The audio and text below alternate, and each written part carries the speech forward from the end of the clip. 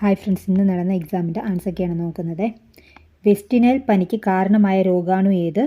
West Nile പനിക്ക് കാരണമായത് virus.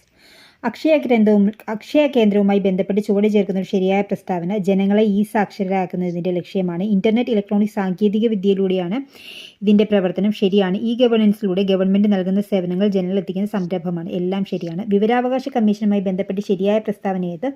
വിവരാവകാശ കമ്മീഷന് കേന്ദ്രതലത്തിൽ മാത്രമാണ് രൂപം നൽകിയിരിക്കുന്നത്. തെറ്റാണ്. കേന്ദ്രതലത്തിനും സംസ്ഥാന തലത്തിനും രൂപം നൽകിയിട്ടുണ്ട്. ശരിയാണ്. മുഖ്യ വിവരാവകാശ കമ്മീഷനാണ് കമ്മീഷൻ്റെ അധിപൻ. അപ്പോൾ ഏതാ വരുന്നത്? 2ഉം 3ഉം ആണ് വരുന്നത്. Option A.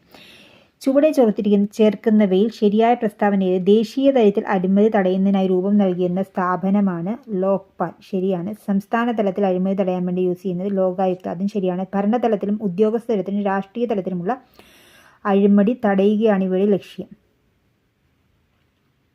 എല്ലാം ശരിയാണെന്നുള്ളതാണ്.